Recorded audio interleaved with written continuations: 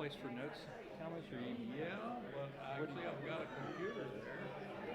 can you work right here? I'll just close that computer and work off the top of it. No, that's okay. I'll do that. I won't let you know. Here.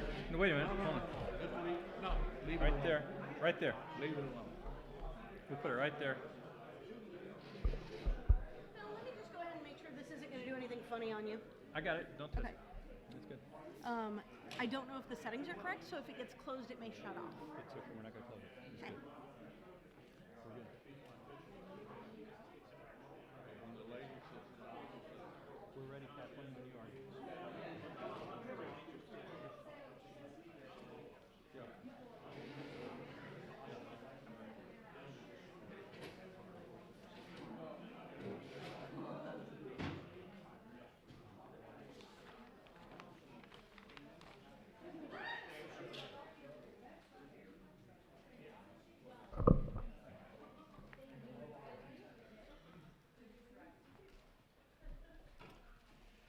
Good morning, everybody. We're glad to have you here. My name is Bill Peacock. I'm with the Texas Public Policy Foundation. I'll be the moderator for the event today. Today we're going to be looking back at the 84th regular session of the Texas Legislature and see what they did and what they didn't do. Every session of the legislature has its own particular flavor. Of course, whether that flavor is sweet or sour really depends on your perspective. And so the folks here today are obviously going to be looking at it from a conservative perspective. What did folks advocating for the free market think about the Texas legislature and its session? What they did. Just a brief overview of some of the things that happened. On the positive side, because there were a lot of good things that came out of this session. We had a tax cut, the largest tax cut perhaps in Texas history. A conservative Texas budget came through. We had some pushback for the first time in years, it was well needed, on local governments and the excessive spending and debt that we've seen there over the years. And we had some very solid legislation to push tort reform and further rein in abuses in our civil justice system. On the other side is, that things didn't go quite so well. For instance, we lost a strong spending limit in the last few days of the session. It went away. Property rights legislation didn't advance very far. We had a greater extension of the Texas Windstorm Insurance Association, more subsidies and more state control of a major industry in the state. And then we had some significant spending increases without a lot of reform. So we'll talk about these and other issues as we move through the panels today. And I'm blessed every day as I come here to the Public Policy Foundation and just amazed of the people that I get to work with here and the expertise and the knowledge and the experience and the wisdom that I get to just share in every day. And we have three of those my colleagues here today to discuss all these issues. We're going to start this morning with Talmadge Heflin. Talmadge is the director for the Foundation Center for Fiscal Policy. He's been here in that capacity and various other capacities since about 2006 or so. Prior to that, Talmadge was a state representative and represented the Harris County area for 11 terms. In 2003, he was also chairman of the House Committee on Appropriations and managed to pull together a budget that started out the session with a $10 billion shortfall and pulled that together without any tax increases. Prior to being in the legislature, he was a member of the Alief Independent School District, which still has there his namesake, the Talmadge L. Heflin Elementary School. Would you please join me in welcoming Talmadge Heflin?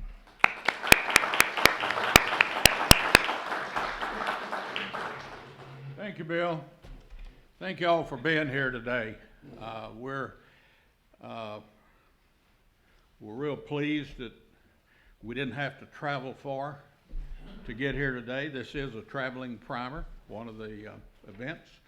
I wanted to acknowledge my team at the Center for Fiscal Policy. I've got Dr. Vance Ginn, our economist for the organization. We've got Mayor Catherine McNabb, intern, William Wang, intern.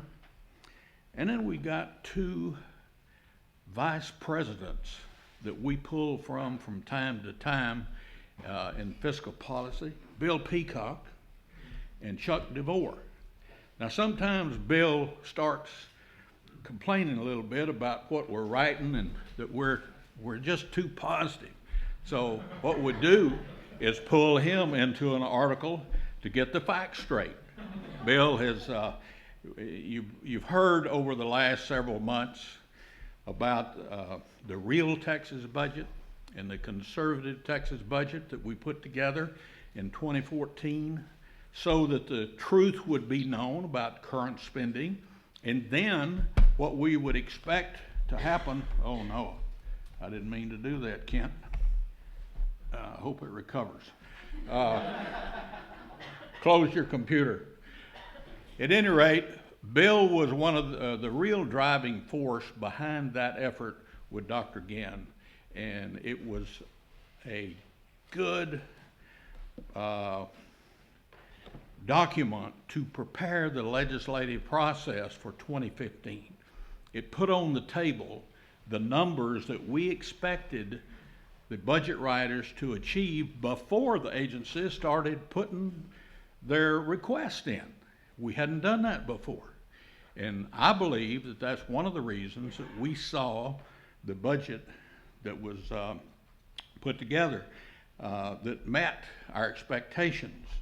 Actually, in a way, exceeded our expectations. And then when we look at transportation, we pulled Chuck DeVore in to help us take a look at that. He's done some research.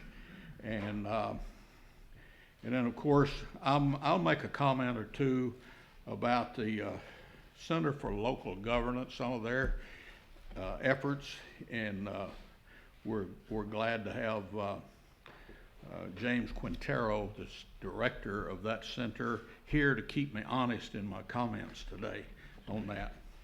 So what we did as far as looking at our budget expectations is we said, you know, if you get a bunch of economists together and ask them to project what the inflation will be for the next 2 years, population, they'll probably even miss the population. So we said, let's look back a couple of years. You know, 2 years back, it's not that far, and we think that's a good indicator. So we looked back 2 years, came up with 6.5% population inflation expectations there, and applied that to all funds and state funds, and we came up with an all funds budget of $215.2 billion and state funds $142.3 billion. As you know, the real spending limit that we have looks at the projection of personal income, and you usually have, you know, half a dozen economists put together numbers there, and over time they miss those numbers from time to time, and it's never trued up. So that's the reason that we felt like looking back was a better situation there. Another thing that we did in the beginning was we put together the Texas Budget Coalition, and I did very briefly. There's 15 organizations, including the foundation, and let me run through those right quick. Americans for Prosperity Texas, Americans for Tax Reform, Grassroots America, We the People, Heritage Alliance, Institute for Policy Innovation, National Federation of Independent Business Texas, National Taxpayers Union, Our America Initiative, R Street Institute, State Budget Solutions, Tea Party Caucus Legislative Advisory Committee, Texas Eagle Forum, Texas for Fiscal Responsibility, Texas Public Policy Foundation, Young Conservatives of Texas. The reason I mention them is each one have a little different role as they interact with government. Some of them get involved in campaigns, we don't. Others do different kinds of research. Some of them are national organizations, some are just state organizations. But we felt like that 15-member coalition was really representative of the conservative movement, yes, in the state of Texas, but also nationally. So we were glad to have them as partners and moving forward. And one of the other things that we thought was very unique for this session, and that was that from the beginning, the conversation was not, well, how much money can we spend? It was, how can we cut taxes and how much can we cut them? Wow, what a difference. We were real pleased at that. When the House and the Senate, the Senate came out, the House came above them and ended up with a real positive discussion in favor of the taxpayers. And so out of that came a budget that was increased by 3.6%, all funds, 209.4 billion. Our marker was 215. They came under it. And then 5.8% for state funds, 141. Our marker was 142.3, 141.4 billion for the state funds. Another thing that was so noticeably different is that when the budgets get to conference, the House passed one, the Senate put their version on it, went to conference. Normally what happens is they come out with a number higher than both. What happened this time? We came out with a number lower than both. Another phenomenon. Wow. Must have had a little different attitude. Another thing, we complain a little bit about not getting a revised spending limit. We were promoting that. We thought we should have a better spending limit. We didn't get that. It died late in the session. But I relate that to kind of expecting a $4,000 raise. And instead of that, I get a $5,000 bonus. Wow. Well, what does that tell me? They wrote a budget that met our criteria, and we have work to do tomorrow to be sure next session they do the same or they pass a better spending limit. So it wasn't all lost. It was a good start, and we believe that was something that we have something to build on. We're looking at the tax cuts. The Senate passed a $4.6 billion tax proposal, and the House came up with a $4.9 billion, the proposal. We had said you need to cut taxes between $4 and $5 billion. Well, when it was all said and done, when you look at the margin tax, which we did a peer-reviewed paper on eliminating the margin tax. It says you need to eliminate it to keep the economy of the state on a very positive growth pattern or pattern. And so it called for eliminating it. We didn't get it eliminated, but they passed a 25% reduction in the rate, and also raised the easy form to $20 million at a rate of a percent of 0.331, which is a reduction. And so when you look at the margin tax cut, when you look at the property tax cut reduction, which if the voters pass it will increase the homestead exemption by $10,000, and then you look at some incidental fees and other reductions, you'll find that we had just over $4 billion in tax relief. Again, hit our mark. Star Fund, we thought we should have a fund, a mechanism so that the legislators, when they're debating the budget, they could instead of dropping money down, making a cut, dropping it down to just add it to be added somewhere else. It could really be a cut, and then put it in a fund, lower the sales tax, since that's the broadest tax, and then we would be able to return that money to the taxpayers. That didn't pass, but components of that were picked up in other bills to at least talk about it. So we've got that in the mail for the next session. And we will see that when you look at the local governance, one of the things that has happened there is that, well, I term it as runaway spending. Others term it as spending closest to the people. That's the people that do the spending. I think that we have had runaway spending.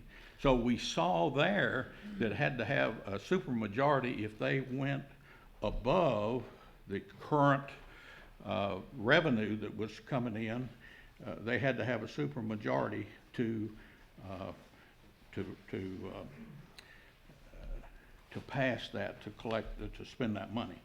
Now, if you think everything is good with local governance, I heard on the radio this morning coming in that the Metro Board here in Austin passed a 40% raise for those workers that run the train system. Gonna cost about $14 million. And they said the fare box revenue coming in for the trains raises less than $2 million. Now tell me if that adds up. Is local governance doing a good job? I think they need some help from the legislature, and we thank our Center for Local Governance for helping them there. Thank you very much.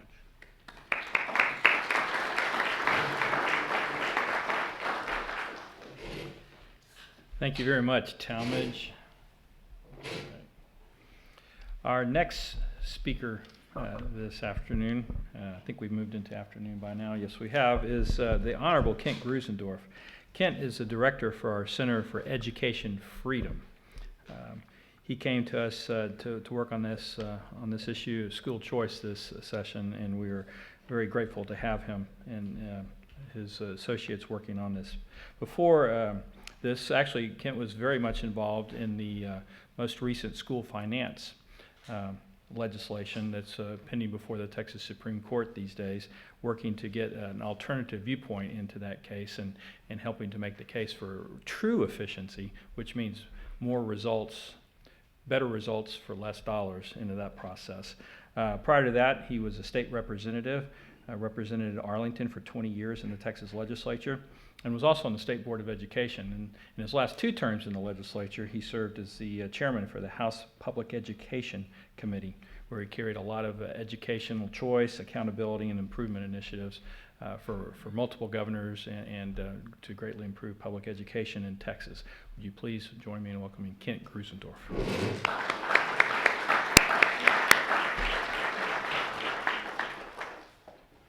Thanks, Bill.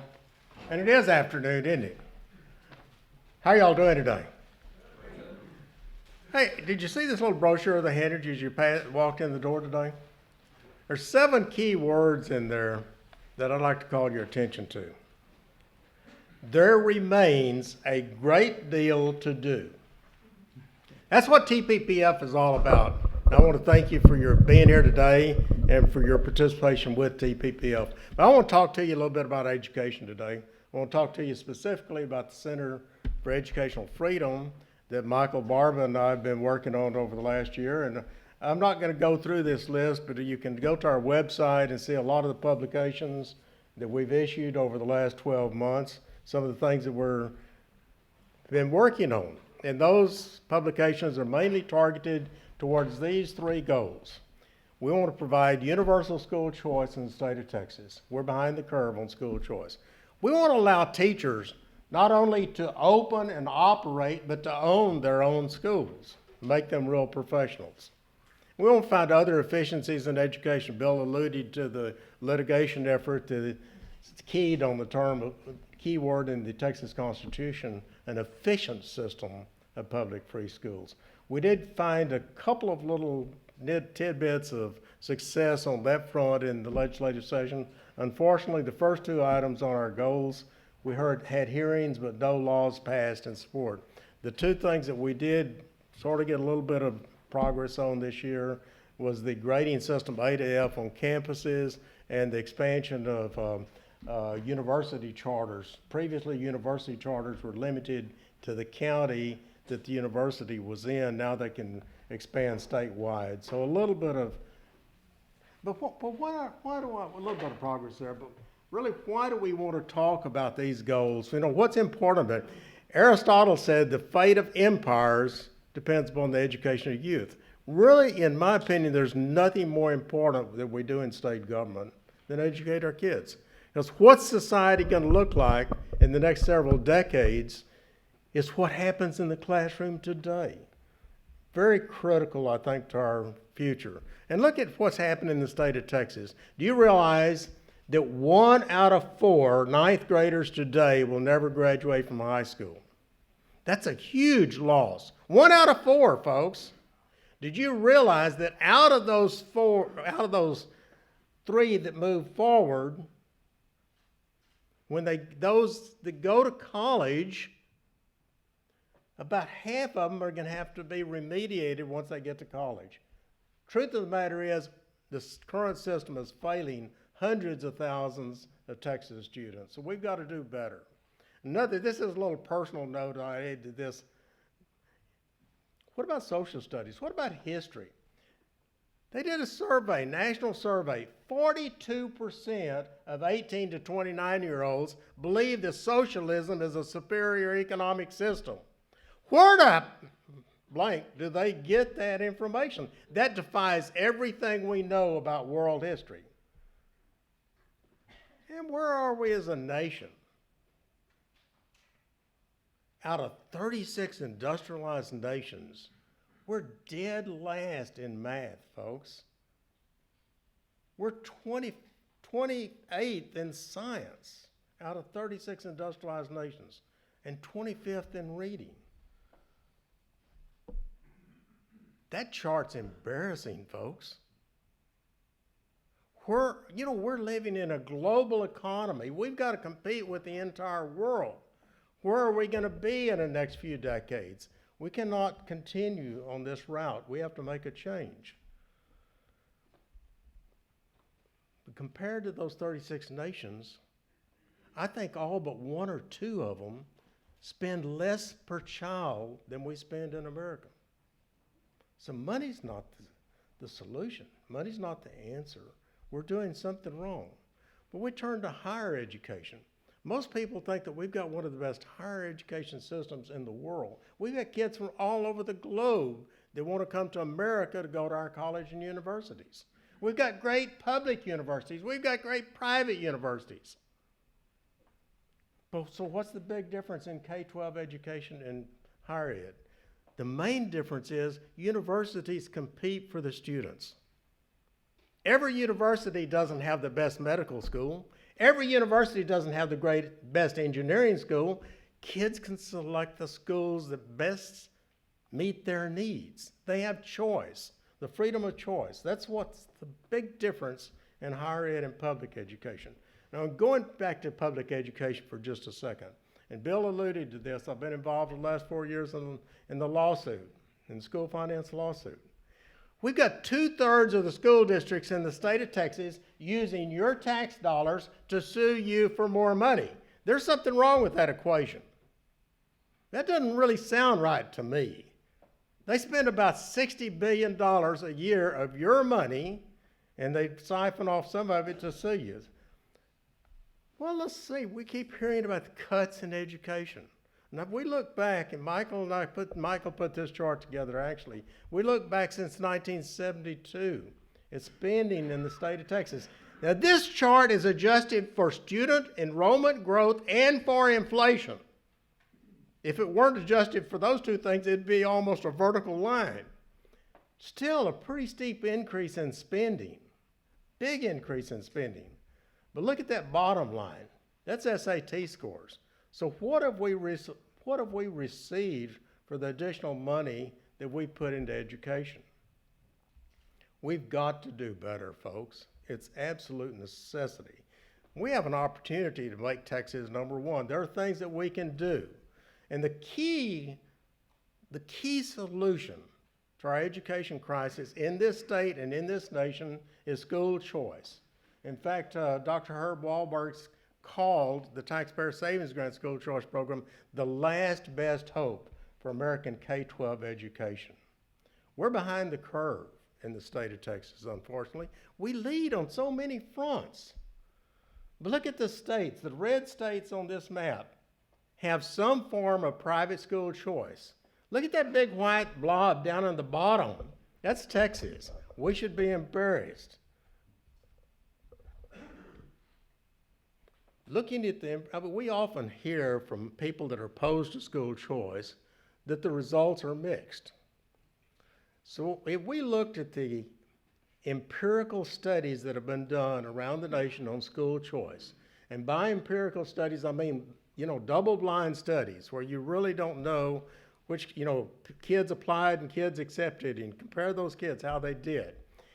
Out of 12 empirical studies, 11 found that student performance increased with school choice. One found no measurable difference, and none found that school choice was detrimental to student performance. Out of 23 empirical studies, 22 found that the public schools actually improved because they started competing to try to keep the kids there. One found no measurable change, no measurable difference, and none found that it harmed the public schools. So we often hear, oh, don't pass school choice, that'll destroy public schools. Just the opposite is true. School choice is the only solution to improving our public schools.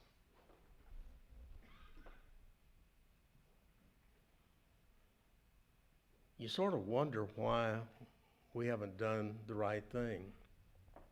We could save billions for Texas taxpayers. Parents could have a choice. It'd be a huge economic gain. In fact, if you haven't looked at it, you ought to look at the study Dr. Art Laffer did for us this year on how school choice would impact the Texas economy. Create thousands of new jobs, create billions and billions to the Texas economy, create a lot of new homes, on and on and on. Huge increase to the Texas economy. Big, big, big improvements. Public schools that improve, they would all improve. It's a win for everybody. And teachers, the unions tell the teachers that they shouldn't support school choice, but our studies indicate teacher pay would actually increase. Job satisfaction for teachers would actually increase. So everybody wins with school choice. We have a couple of opportunities moving forward, and I'll go back to our quote in here. There remains a great deal to do. Well, we're going to have additional opportunities to do the right thing for the 5.2 Texas students. The litigation, the Supreme Court could rule next year. We might have an opportunity to deal with the issue in a special session, depending on what the court does. Of course, none of us know. And of course, we'll have another opportunity in the 2017 legislative session, but we've got to do a lot of work before that time to succeed. During the school finance litigation, one of the expert witnesses for the state, an economist named Russ Whitehurst, was testifying during his deposition. And Dr. Whitehurst was asked by one of the equity attorneys representing the Edgewood School District about the equity issue.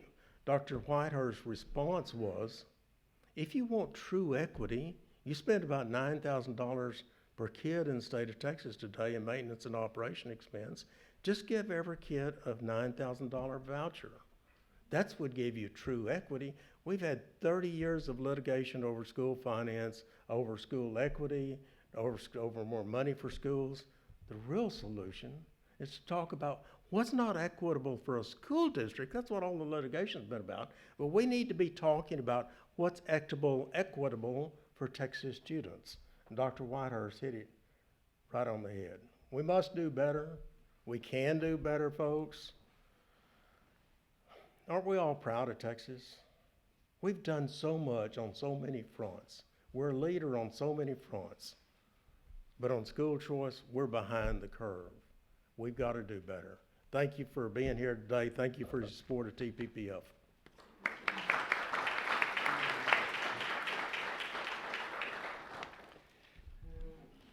Thank you very much, Kent. Our final panelist today is the Honorable Kathleen Hartnett White. Kathleen is a distinguished senior fellow here at the Foundation and the director of our Armstrong Center for Energy and the Environment. She came to the Foundation after serving a 6-year term as chairman and commissioner of the Texas Commission on Environmental Quality. Prior to the TCEQ, she served on the Texas Water Development Board and the Texas Economic Development Commission. While she was here at the Foundation, she was also served as an officer and director on the Lower Colorado River Authority. Her work expands just beyond the state of Texas and her work here at the Foundation, because she's a longtime national renowned expert in the areas of property rights and Endangered Species Act reform and those issues, and we're just glad to have her at the Foundation and here with us today. Please join me in welcoming Kathleen Hartnett White.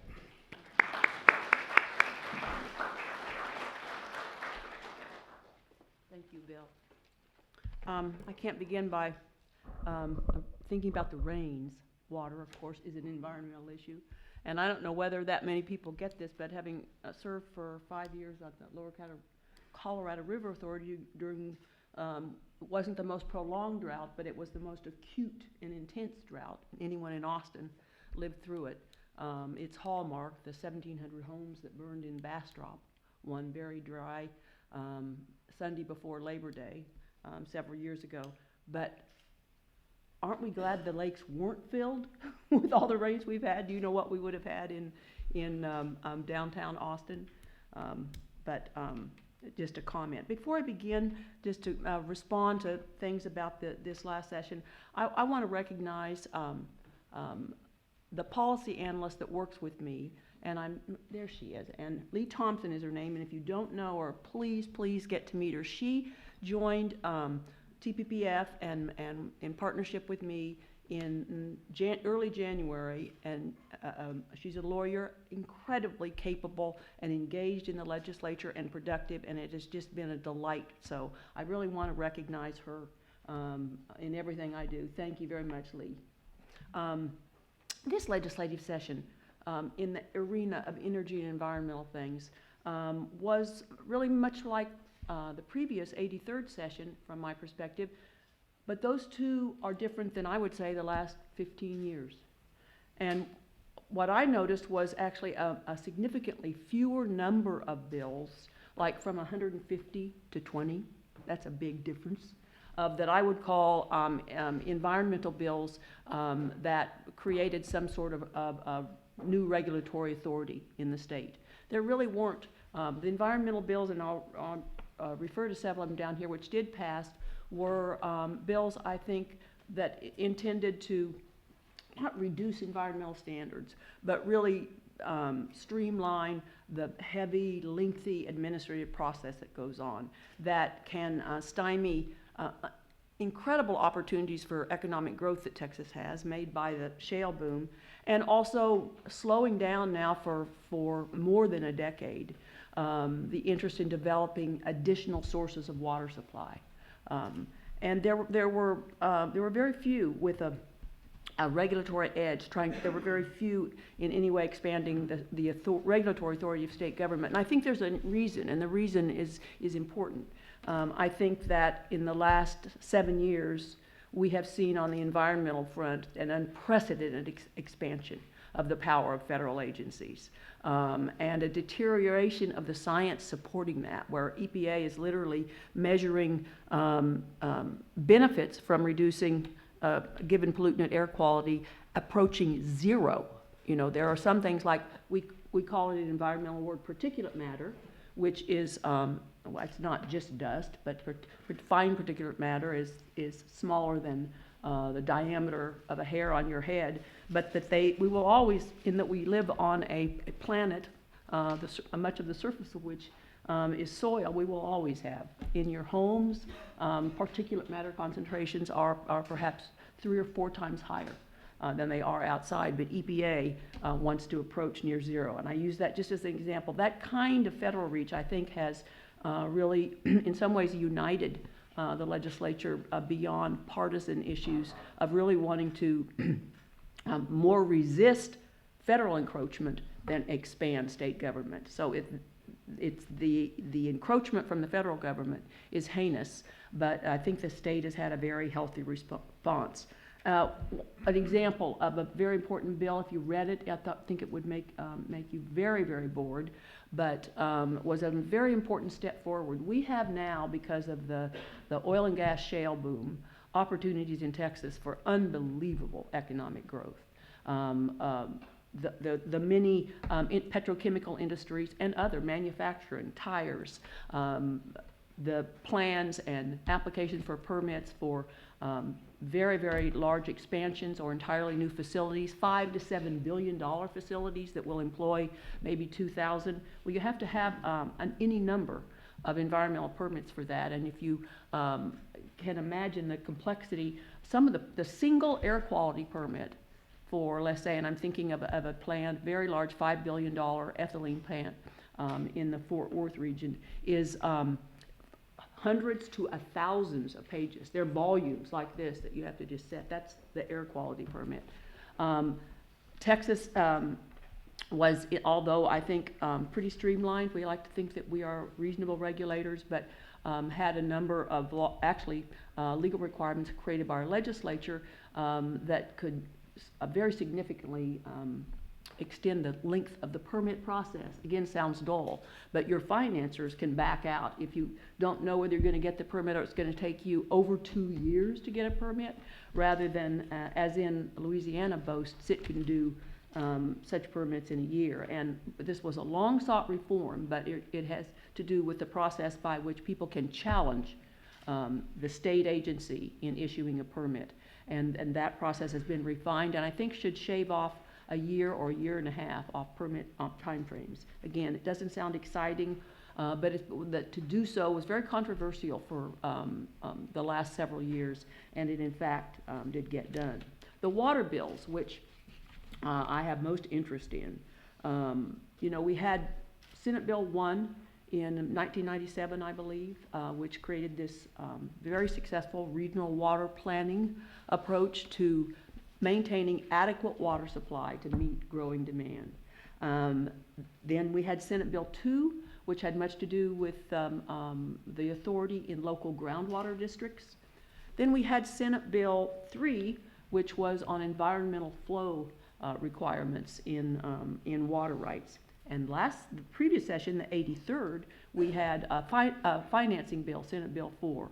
I think we are in need, and TPPF has taken this position for the last several sessions, we're in need of a Senate Bill or a House Bill 5, which really tries to reduce the remaining and significant state impediments to developing additional water supply. We all know we need to expand the supply just by our population numbers. If you add onto that the economic growth that looks is more than a possibility for the state, we need more available water. Water conservation, while great, does not solve the magnitude of the problem. And we need a bill that deals with those impediments.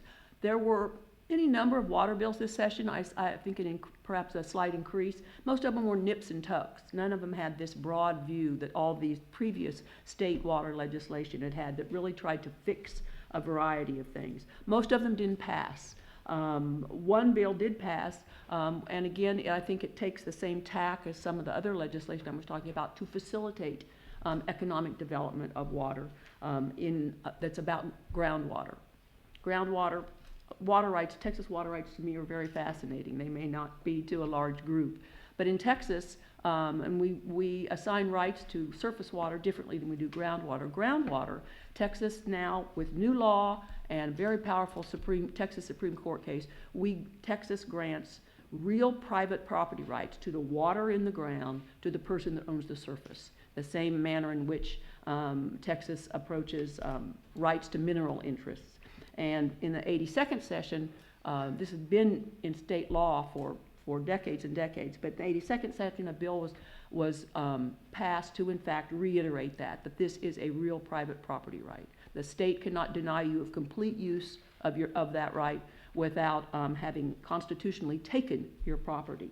And a bill was, a fairly limited bill though, a bill was passed and signed to allow the landowner who owned the groundwater rights to challenge a local district's denial of a permit to pump water from one's own land.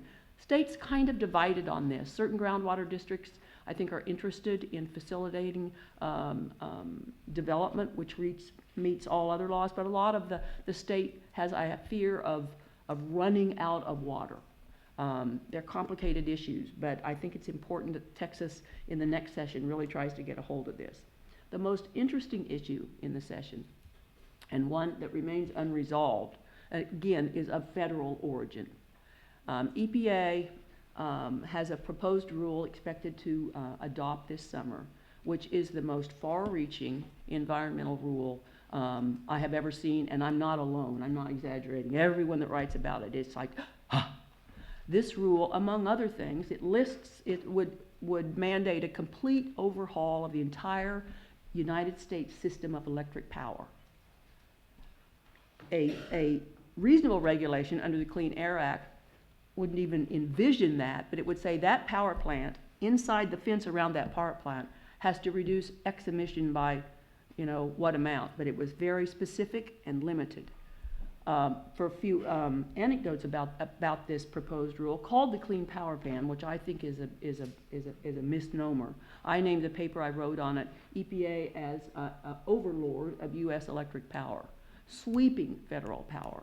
But among anecdotes about the rule, EPA lists the 25 power plants in Texas it assumes will close. One of them is responsible for the very pleasant air in this room and the lighting, and that's the Fayette Power Plant in LaGrange County that serves this.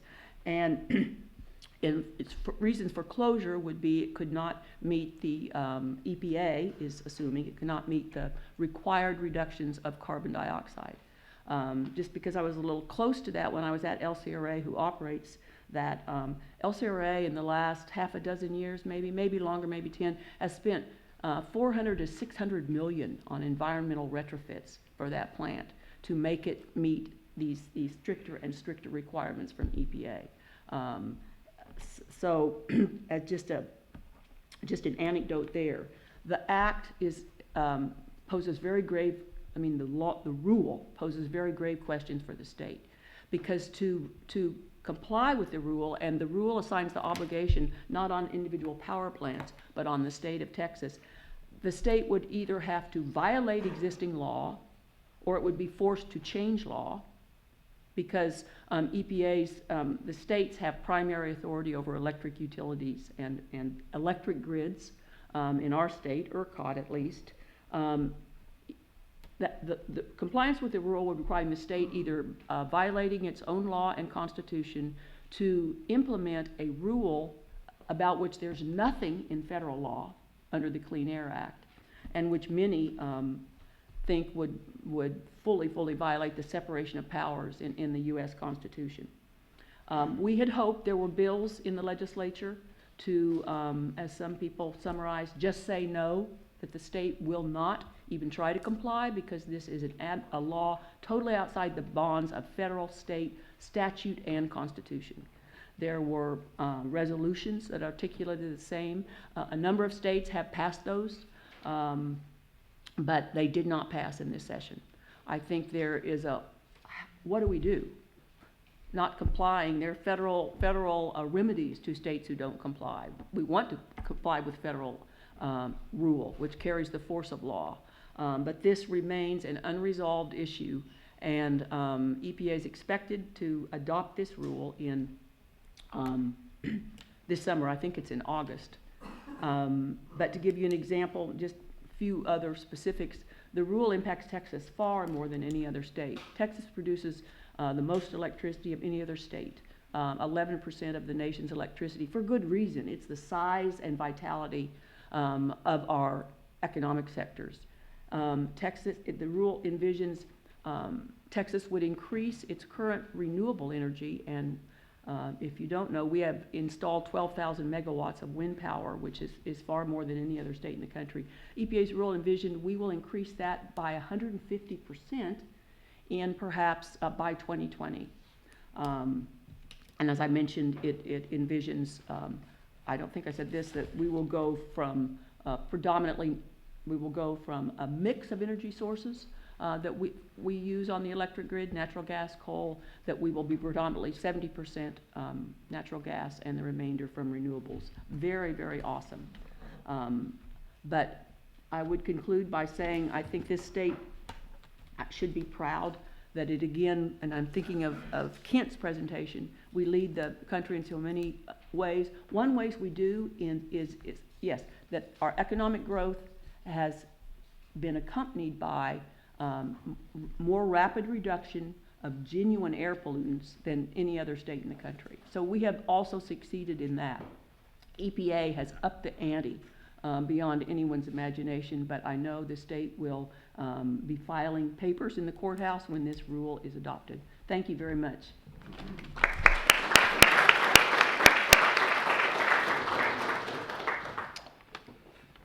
All right. Thank you very much, Kathleen. We're going to have audience Q&A in just a moment, so if you have any questions, please be getting those ready. We are taping this, so if you please wait for the microphone. Mr. McBee will have it here, and he will bring it around to you when you have a question. But let me get started off with a question panel. This is where I get to play my curmudgeon role that Talmadge pointed out a little while ago. So one of the things that we've seen over the last several sessions is the idea of we need to spend more money on infrastructure in the state of Texas. I mean, and money seems to be the only solution to this, right? And, Kathleen, as you pointed out, and we've had billions of dollars spent on water the last couple of sessions, actually. Prior to this, more recently, transportation got the okay for some more billions of dollars coming up that the voters are going to get to look at or vote on in November, I think it is. Higher education, there's just a $3.1 billion authorization for revenue tuition bonds to build more classrooms for higher education at just a time when people are doing more distance learning. Public education got some more billions of dollars, and even state buildings, I think they authorized another billion or so for that. So my question to y'all is money the only answer in these areas of infrastructure? I mean, are there not reforms that we can be taking? Or if we're going to be spending more money, shouldn't there be some reforms that we need to throw into the mix? And if so, what are they, and how can we move forward with that? And I'll just open it up to anybody who wants to take that on. I'll take a first stab at that, Bill. You mentioned transportation, and one of the good things that happened in transportation was that the diversions were ended coming from Fund 6. That's a positive thing. There was a dedication of the sales tax to sporting goods, not to sport, to motor vehicles. I'm looking at Parks and Wildlife and highway funding. That's a little bit troublesome because, that could grow to where it kind of starves some of the other needs of the state. But at the same time, we were hoping that we would see the end of the limitation of using design build as a way of constructing roads, which is a proven savings both in time and cost. It's proven to be to have savings all over the country. It was limited, and that limitation was to expire this year, but the legislature renewed that to no more than 3 projects per biennium, over $150 million each.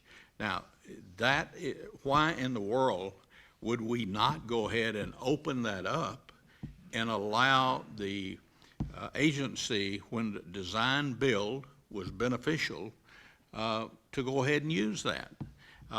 There was internal changes that might need to be made.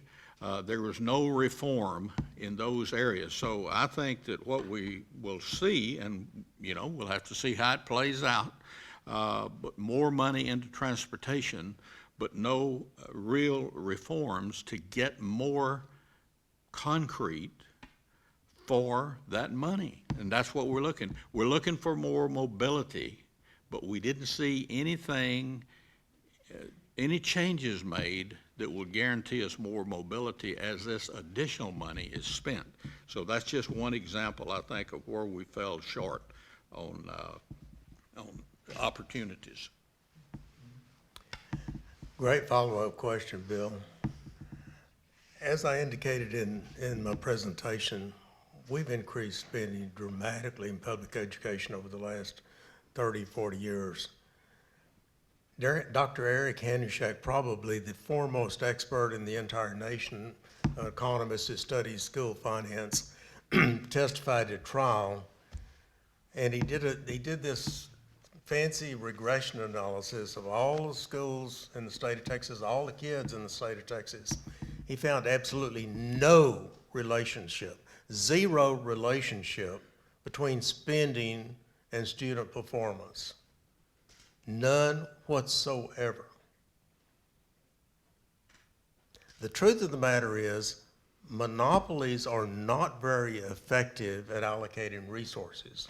So as long as we have a monopoly system, the only solution by those in the system is going to be to give us more money so that we can allocate it in the manners that we've been allocating it. Because that's what monopolies do. There's no competition, there's no necessity to spend the money in the smartest ways.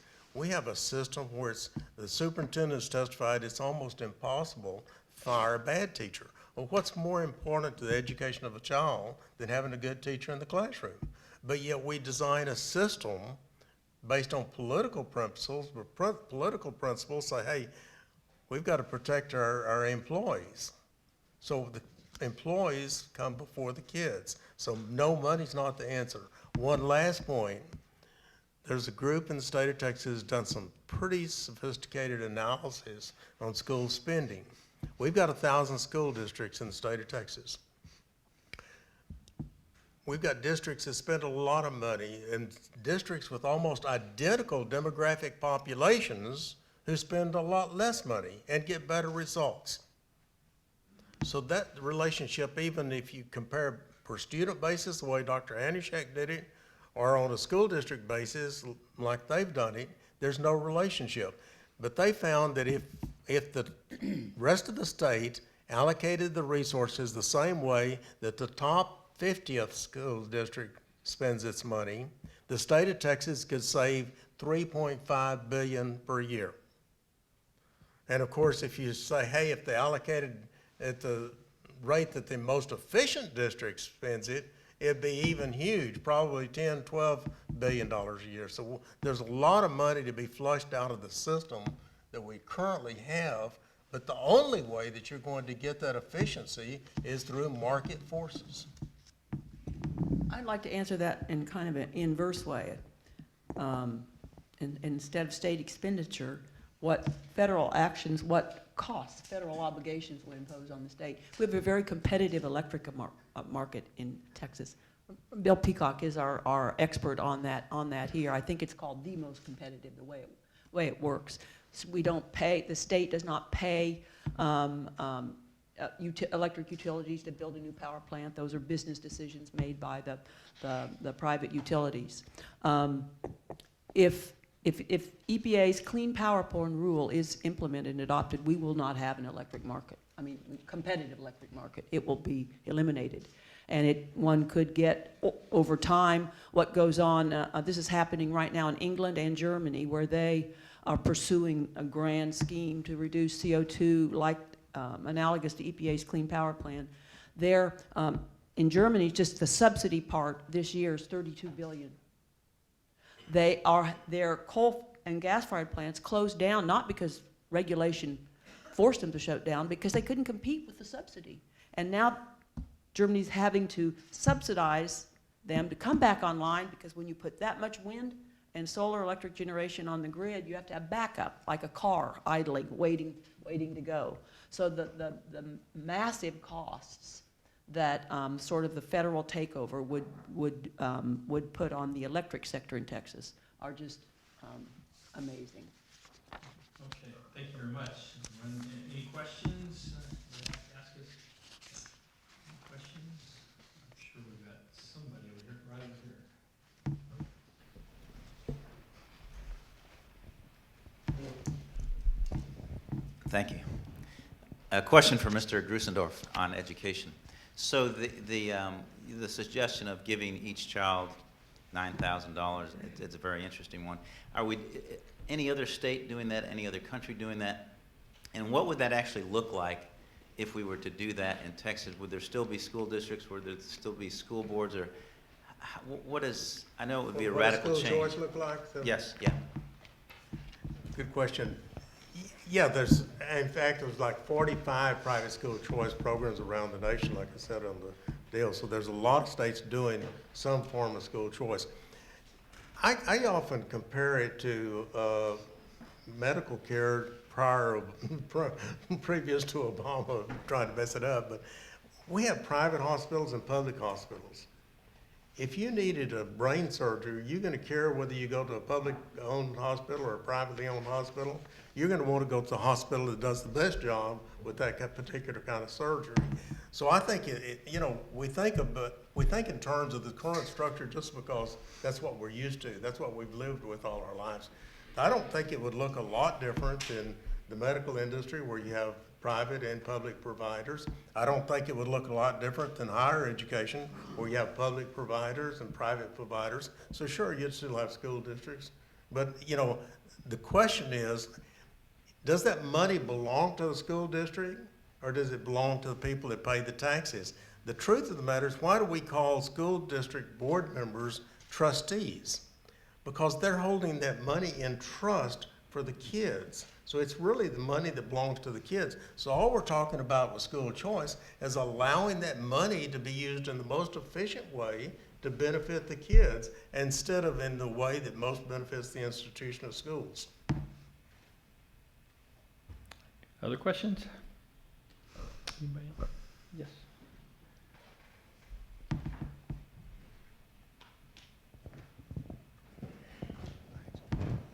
Talmadge, you mentioned the change in the environment going to tax reductions this session.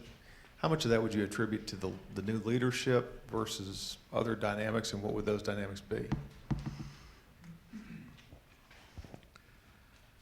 I think probably the greater percent had to do with the expectations coming from the leadership. I think even the expectations were, we had two of the three leaders, the governor, lieutenant governor, and the three would include the speaker. And I think the changes that were made because of the electorate influenced the House as well. And I think once you started talking about tax cuts, I think it brought the House in and Speaker Strauss in to talk about tax cuts as well. I think the transparency and that we brought to bear in our 14 other coalition members on spending, and we focused the previous session, we talked about the money that was spent and talked about money taken out of the rainy day fund, economic stabilization fund, that if you were going to tap that, you should include some of that money for tax relief. And I think those conversations moved into the last session with expectations there and caused that conversation to take place. So I think it was a combination of those two things. What's the percent? Probably a little higher percent motivated by the electorate, and then the others motivated by our coalition groups and the conversation that it brought to bear there. Others? Yes, ma'am. And follow up to that while he's walking back there. I think they're following the public. We think about state leadership, but really politicians are not leaders, they're followers. They follow the public. So as public sentiment changes, there's a lag between political decisions and public opinion. I think the elections last year had a large impact, as well as all the work that Talmadge did. My question is directed to Dr. White. We live in Georgetown, Texas, which has just recently signed a contract for 100% reusable energy, and yet they tell us we will not be suffering from higher energy prices. How do you see the EPA regulations impacting a contract like that? Because it's not always windy and it's not always sunny. If I understand your question, that's very unusual. It's a contract for a certain locality where all of your electricity will derive from renewable sources. I'd first say how they can guarantee that will not affect your prices unless you know the terms of the contract, lock in a price, is hard to imagine. If you look at Austin Energy as an example, and we don't have time, I guess, to go into detail, but their renewable program used to be a kind of option, and yes, it was more expensive. And then they didn't get a whole lot of people who enrolled in that, and so they decided to take that increased cost and just take it across the way. I really can't answer you because I know of no area, that is operating under 100% renewable. First of all, about the highest, portion in a country or a city is 20. That I've heard is like a record. What I'm guessing is that claim in the contract. Many of the utilities don't generate anything renewable, but they buy credits. They buy credits from people who do. And so they can say, and then they can, your electricity may 100% of it may be coming from a coal plant, physically. But the utility that's providing it has purchased a stash of paper credits, which is that supposedly they paid for they purchased from a wind producer, but it's kind of a shell game on what the credits really do and do not mean. Yeah, it's very much a shell game, and Kathleen's exactly right. When a renewable energy generator in Texas sells electricity from wind or solar or whatever, they get to sell two products. They get to sell the electricity that's coming out, and they get to sell the credits. And so that's how one of the ways the subsidies works here in Texas. And so somebody can go out, and businesses do this all the time as well. They go out and buy these credits, and they claim that they're getting 100% of their power from renewable sources. Well, they're not really doing that. They're just buying these credits that offset that, and a lot of that power is coming in from natural gas or coal or whatever. But of course, those credits are in part of the system, and the consumers, they're built into the prices that consumers pay, and so consumers are basically subsidizing the generators from that process, and it doesn't produce any more clean energy or anything like that. It just basically is a transfer of wealth from consumers to producers. So, anybody else on that? Right over there. I'm not sure I have the short answer. That's okay. Thank you. I guess for Mr. Heflin, just on our ad valorem tax system, and I guess I would suggest that we've kind of had a de facto tax increase through the years just as the benefit of our economy has allowed for increased valuation. And I would guess in our own case this year, that increase in the homestead allowance is probably going to be offset by, yet again, another increased valuation. I think there was a bill this session that would have somewhat clamped down on local government's ability to continue to be the beneficiary of those increased assessed values. I'm just wondering if y'all have, I'm sure you've looked at it, but whether you've come up with some other ideas just on the general property tax system. Well, we've had an idea for several years that the way to solve the property tax problem is to eliminate the property tax totally. There's some thoughts about a step to get there would be to first eliminate the M&O. The problem with that is if you increase the sales tax to eliminate the M&O, then you've got two taxes for more or less to play with, and you'll have capacity that will have been created that the cities and counties and special districts will be able to come in and suck up, as we saw after the 2006 and 7 reduction. I think you're absolutely right.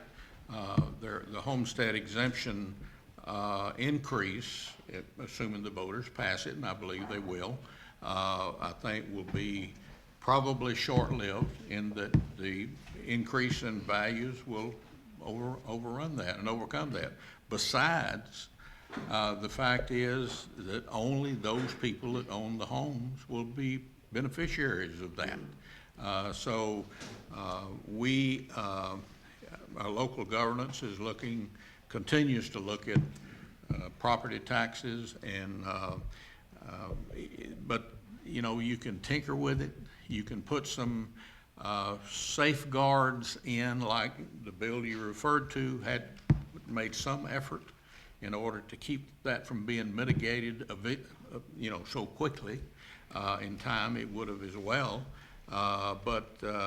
You know, the fact is that if you want to solve the property tax issue, you've got to eliminate the property tax. And we've been promoting that for a number of years. We have time for one more question, if anybody would like to ask one. Yes,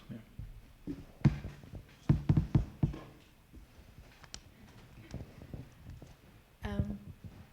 Mrs. White has suggested that in response to the EPA clean water ban going into effect, that Texas not comply. Yes, I think that's a possible. I'm not certain what is the appropriate way, but I think.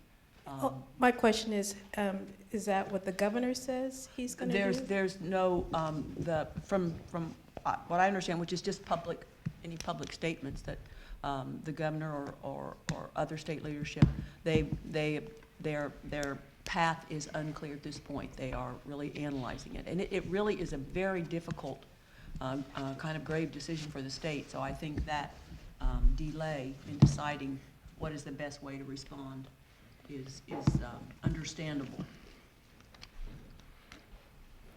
All right, well, thank you very much. You know, from the foundation's perspective, I mean, we look at this session, like I said, there are a lot of ups and downs, but any time you come into a legislative session and tax cuts are leading the debate and spending comes in second, I mean, we think you've really got a good flavor, a good taste to a legislative session coming off of that. But as we've alluded to, there's still a lot left to be done, and even now our policy centers are working on setting our goals and what we want to see accomplished in 2017.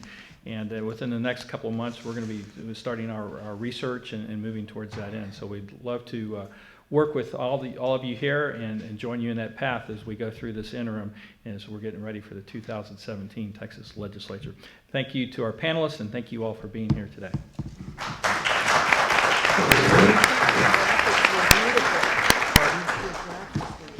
Thank you. I